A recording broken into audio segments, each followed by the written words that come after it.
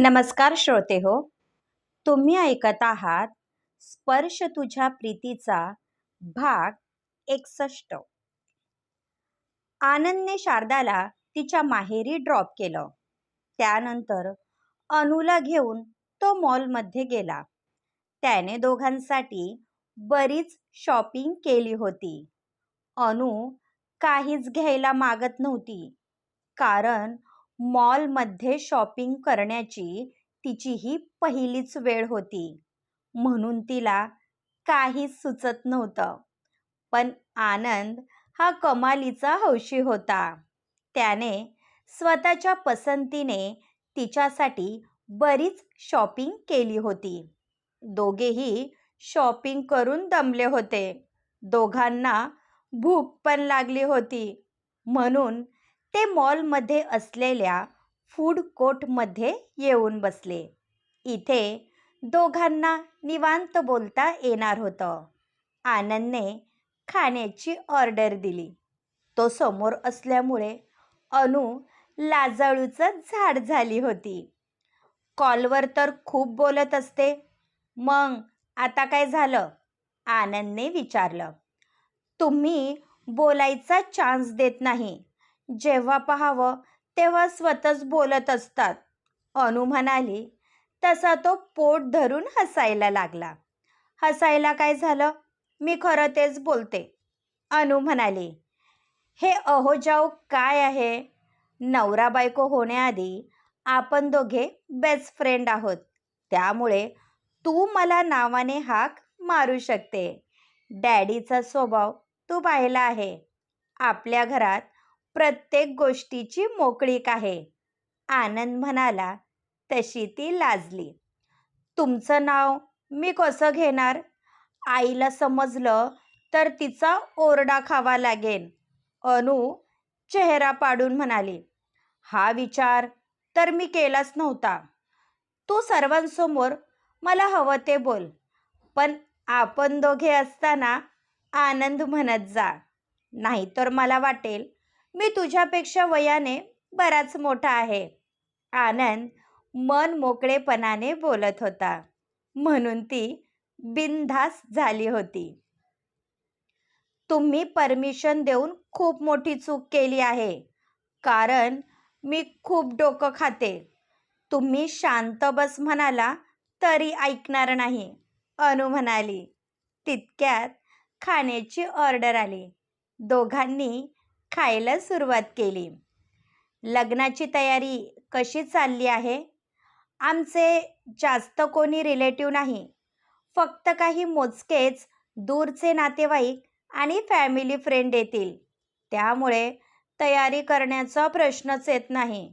Daddy म्हणत होते अनु आल्यानंतर तिलाच तिच्या मनाने जे काही करायचं असेल ते करू दे, आनंद म्हणाला. तशी ती हसली. घरामध्ये सर्वजण खुश आहे.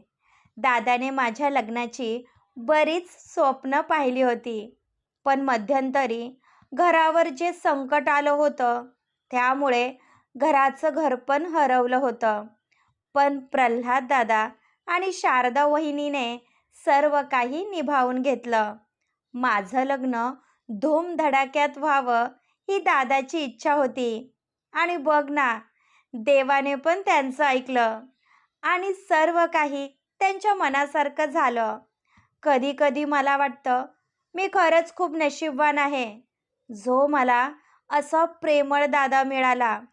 माझ्यावर कितीही संकट आली तरी मी हसत सामोरे जाईल. पण माझ्या दादाचा उतरलेला चेहरा मला सहन होणार नाही. त्याने खूप कष्ट केले आहे. तरी अक्षय दादा, अनु बोलता बोलता थांबली. तिच्या डोळ्यात आसवांची गर्दी झाली होती. मला काकांनी सर्व काही सांगितलं आहे, पण विसरू नको की अक्षय दादा तुझा भाऊ आहे. त्यामुळे त्यांना लग्नाला बोलावणं गरजेचं आहे. नाहीतर उगाच त्यांना वाईट वाटेल. किती केलं तरी तू त्यांची बहीण आहे, हे विसरू नको, आनंद धीर एकवटून म्हणाला. हे कधीच शक्य होणार नाही. मला फक्त एकच भाऊ आहे. आजपर्यंत लहान म्हणून मी नेहमी शांत राहिले, पण आता नाही. त्यावेळी अक्षय दादा ज्या पद्धतीने वागला ते तू पाहायला हवं होतं. इतकं वाईट कोणी आपल्या दुश्मनासोबत सुद्धा वागत नाही.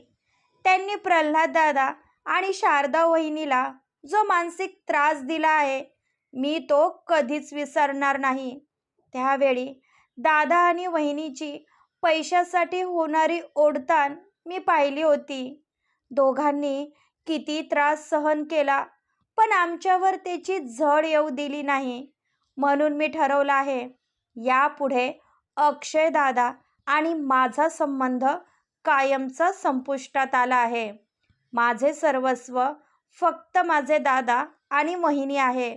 बोलताना अनुचे डोळे भरून आले होते, म्हणून आनंदने तिचा हात हातात घेतला. सॉरी अनु, माझा उद्देश तुला दुखवण्याचा नव्हता. मी फक्त तुला परिस्थितीची जाणीव करून देत होतो. तुझ्या जागी तू योग्य आहे. माझ्या मनामध्ये विचार आला म्हणून मी बोलून दाखवलं. माणसावर परिस्थिती कधी येईल हे सांगता येत नाही. हेच कारण आहे म्हणून तुला स्वतःच्या पायावर उभं राहण्यासाठी सांगत आहे, जेणेकरून भविष्यात तू कोणावरही डिपेंड राहायला नको. आणि माझी खात्री आहे, माझी अनु प्रत्येक परिस्थितीमध्ये निभावून घेईल आणि मलाही साथ देईल. आनंद म्हणाला. तशी ती गोड हसली. आधी मला जास्त समज नव्हती, पण शारदा वहिनी आल्यापासून मी धीट झाली आहे. मी आज जे काही आहे ते फक्त त्यांच्यामुळे. मला अगदी त्यांच्यासारखं बनायचं आहे, निडर आणि प्रत्येक परिस्थितीमध्ये न डगमगता खंबीर, जेणेकरून मी प्रत्येक संकटावर मात करू शकेल. माझा दादा शिकलेला नसताना वहिनीने ज्या प्रकारे त्याला समजून घेतलं आहे ते खरंच कौतुकास्पद आहे. आज आमच्या घरामध्ये जे वैभव आहे त्याला कारणीभूत माझी शारदा वहिनी आहे. नाहीतर आमच्या घराचं काय झालं असतं हा विचारही करवत नाही. म्हणून माझी देवाला एकच विनंती आहे, माझ्या दादाला आणि वहिनीला कायम सुखामध्ये ठेव. त्यांच्यावर कोणतंही संकट येऊ देऊ नको. अनु अगदी मनापासून बोलत होती, कारण तिला आपल्या भावाच्या कष्टाची जाण होती. लग्नाला मोजकेच दिवस राहिले होते. घराबाहेर भला मोठा मांडव टाकण्यात आला होता. संपूर्ण घर रंगबिरंगी लाईटने सजवले होते. बाहेर व्हरांड्यामध्ये जेवण बनवण्याची व्यवस्था करण्यात आली होती, ज्याचा सुवास परिसरात दरवळत होता. प्रल्हादच्या लग्नापेक्षा जास्त खर्च या लग्नासाठी करण्यात आला होता. कुठेच कशाची कमी नव्हती. हळदी फोडण्यापासून ते बांगड्या भरण्यापर्यंत सर्व विधी पार पाडले जात होते. प्रल्हादने पाण्यासारखा पैसा खर्च केला होता. अनुच्या दागिन्यापासून ते साड्यांपर्यंत सगळं काही तिच्या मनासारखं घेतलं होतं. लग्नासाठी त्याने भला मोठा जंगी हॉल बुक केला होता. जेवणाचे कितीतरी प्रकार ठेवण्यात आले होते. त्यात बरेच जण म्हणत होते की पैशाची नासाडी करत आहे, पण तो काय करत आहे याची त्याला जाण होती. तो अनुसाठी कुठेच कमी पडणार नव्हता. तिला आपल्या वडिलांची आठवण येईल असं अजिबात वागणार नव्हता. त्याच्या लेकी तिच्या हौसेपुढे पैशाचं काहीच मोल नव्हतं. त्यात अख्ख्या पंचक्रोशीत तो फेमस झाला होता. त्यामुळे त्याचं नाव प्रत्येकाच्या तोंडामध्ये होतं. म्हणून लग्नासाठी बरेच मोठमोठे असामी येणार होते. त्यांचं स्वागतही तसंच जंगी होणार होतं. अनुच्या हातात हिरवा जर्द चुडा शोभून दिसत होता. त्यात हळदीमुळे तिची गोरी काया आणखी खुलून निघाली होती. येणाऱ्या जाणाऱ्या वयस्कर बायका तिची नजर उतरवत होत्या. पण आपली मुलगी लग्नानंतर सासरी जाणार, त्यामुळे सुलोचनाबाई यांचे डोळे सारखे भरून येत होते. शारदा आलेल्या पाहुण्यांचा पाहुणचार आणि मानपान अगदी मनापासून करत होती. घरची सून म्हणून ती आपल्या कर्तव्यात कुठेच कमी पडत नव्हती. प्रल्हादची नजर सहज अनुवर गेली. तिला पाहून त्याचे डोळे भरून आले होते. कालपर्यंत जी बहीण आपल्या खांद्यावर खेळली, आज ती मोठी झाली होती. जगाच्या रीतीनुसार मुलीचं लग्न करून देणं हे प्रत्येक आई वडिलांचं कर्तव्य असतं आणि ते कर्तव्य प्रल्हाद एक भाऊ म्हणून पूर्ण करत होता. तो खरंच नशीबवान होता. म्हणून कन्यादान सारखं श्रेष्ठ दान त्याच्या हातून होणार होतं. अनुची नजर त्याच्यावर गेली आणि तिला भरून आलं. तशी ती रडायला लागली व प्रल्हादला बिलगली. असं रडायचं नसतं. आदल्या जन्मी मी खरंच काहीतरी पुण्य केलं असेल, म्हणून माझ्या बहिणीला मनासारखा जोडीदार मिळाला. प्रल्हादचा कंठ दाटून आला होता. त्या दोघांना पाहून शारदाचे डोळे पाणवले होते. मीच काहीतरी पुण्य केलं असेल, म्हणून मला तुझ्यासारखा दादा लाभला. मी तुम्हाला वचन देते दादा, भविष्यात मी खूप मोठी होऊन दाखवणार. तुम्हाला अभिमान वाटेल अशीच वागणार आहे. मी तुमची मान कधीच खाली जाऊ देणार नाही. मी नेहमी तुमचा मान सन्मान जपणार आहे, कारण माझ्यासाठी सर्वात आधी तुम्ही आहात. अनु अजूनही रडत होती. तसं प्रल्हादने तिच्या डोळ्यातील पाणी पुसलं. माझा तुझ्यावर पूर्ण विश्वास आहे. लग्नानंतर तू आमच्यासाठी परकी झाली असं कधीच समजायचं नाही. या घरावर तुझा बराबरीचा अधिकार आहे. तुला जेव्हा कधी माझी गरज लागेल, फक्त एक आवाज द्यायचा. तुझा भाऊ नेहमी तुझ्या पाठीशी उभा आहे, प्रल्हाद म्हणाला. यावेळी दोघांना अश्रू अनावर झाले होते, ज्यामुळे शारदाही रडायला लागली होती. मुलीचं सासर कितीही टोले जंग असलं तरी तिच्या जाण्याचं दुःख हे सर्वांना होतं. प्रल्हादने आपल्या बहिणीसाठी जे केलं होतं ते अख्ख्या गाव पाहत होता, ज्याचं सर्वांना कौतुक वाटत होतं. सकाळी मोबाईलच्या मेसेज टोनने अक्षयला जाग आली. त्याने मेसेज ओपन करून पाहिला. मोबाईलमधील मजकूर वाचून त्याच्या चेहऱ्यावर भली मोठी स्माईल आली, पण डोळे मात्र हलके पाणवले होते. सोनाली, सोनाली, आज आपल्या अनुचं लग्न आहे. अक्षयच्या चेहऱ्यावर असलेला आनंद लपता लपत नव्हता, पण सोनाली मात्र संशयाने त्याच्याकडे पाहत होती. लग्न तिचं आहे, मग तू का खुश होत आहे? विसरू नको, आपले त्यांच्यासोबत संबंध तुटले आहे. सोनाली ठसक्यात म्हणाली. ती माझी बहीण आहे. तयार हो, आपल्याला लग्नाला जायचं आहे. अक्षय थोडा रागात म्हणाला. मी कुठेही जाणार नाही. आणि विसरू नको, तिथे कोणालाही तुझी गरज नाही. नाहीतर आपल्याला लग्नाची पत्रिका आली असती. तुझ्यामुळे मला स्वतःचं हसू करून घ्यायचं नाही, सोनाली म्हणाली. आपण जे कृत्य केलं आहे त्यासाठी कोणी आपल्याला दारात उभं करणार नाही, पण मी माझ्या बहिणीसाठी जाणार आहे. काहीही झालं तरी आमचं रक्ताचं नातं आहे, जे नकारता येणार नाही. अक्षय तिच्यावर चांगलाच चिडला होता, पण त्याच्या बोलण्यावर ती मात्र मोठमोठ्याने हसायला लागली होती. आज तुझी तब्येत तर ठीक आहे ना?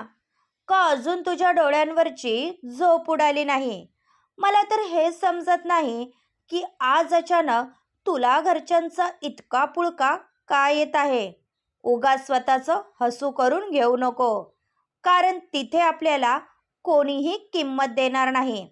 त्यामुळे उगाच टाइम वेस्ट करण्यामध्ये अर्थ नाही. त्यामध्ये मी अनु माझ्या चांगल्याच डोक्यात बसली आहे. फक्त तिच्यामुळे शारदाने माझ्यावर हात उचलला. तिचं कधीच चांगलं होणार नाही. सोनाली पुढे काही बोलणार तशी अक्षयने सनकन तिच्या कानाखाली ठेवून दिली. अक्षय! सोनाली रागाने लालबुंद झाली होती. विसरू नको, हे घर माझं आहे आणि तुला बाहेर काढायला मला 1 मिनिट लागणार नाही. पुन्हा जर माझ्या बहिणीला श्राप दिला तर मी तुझा जीव घेईल. आजपर्यंत तू माझ्या मनात घरच्यांच्या विरोधात विष कालवत आली, कारण आधी मी असा नव्हतो. पण जेव्हापासून तू माझ्या आयुष्यात आली आहे, मी लालची झालो. फक्त पैशाच्या लोभापायी मी माझ्या देवासारख्या भावाला दुखावलं. अक्षय म्हणाला. त्याच्या डोळ्यातून अश्रू ओघळत होते. उगाच स्वतःचे पाप माझ्या माथी लादू नको. मी असं वागले कारण त्या घरातील नाती माझ्या रक्ताची नव्हती. पण तुला समज असायला हवी होती ना. तू काही दूधखोळा नव्हता. मला पण फॅमिली आहे. मी कशी त्यांना धरून राहते. कोणी काहीही बोलू दे, पण मी माझ्या घरच्यांना कधीच अंतर देत नाही. आधी स्वतःच्या आतमध्ये झाकून बघ. जे काही झालं त्याला सर्वस्वी तू जबाबदार आहेस, कारण माझ्यापेक्षा जास्त तुला पैशाची भूक होती. सोनालीने त्याला खडे बोल सुनावले आणि निघून गेली. तसा अक्षय सुन्न अवस्थेत बसून राहिला. तिच्या बोलण्यामध्ये तथ्य होतं. त्याने लहानपणापासून आपल्या भावाचं कष्ट पाहिलं होतं, तरी तो असा वागला होता. त्याला आजही आठवत होतं. अक्षयची गरज पूर्ण करण्यासाठी त्याने कधीच स्वतःची हौस पूर्ण केली नव्हती. अक्षय कॉलेजमध्ये जायचा म्हणून तो पैशाची तडजोड करून त्याला चांगले कपडे घ्यायचा. इतकंच नाही तर वेळ प्रसंगी प्रल्हादने त्याचे जुने कपडे घातले होते. त्याला नवीन बाईक घेण्यासाठी तो दुसऱ्यांच्या शेतात राबत होता. हे आठवताच अक्षय मोठमोठ्याने रडायला लागला. त्याने जे कृत्य केलं होतं त्याची आत्ता कुठे त्याला लाज वाटत होती. आज त्याला प्रल्हादची प्रकर्षाने आठवण येत होती. कितीतरी वेळ तो आपल्या भावांच्या आठवणीमध्ये तसाच बसून राहिला होता. क्रमश पुढील भाग ऐकण्यासाठी चॅनलला सबस्क्राईब करा. धन्यवाद.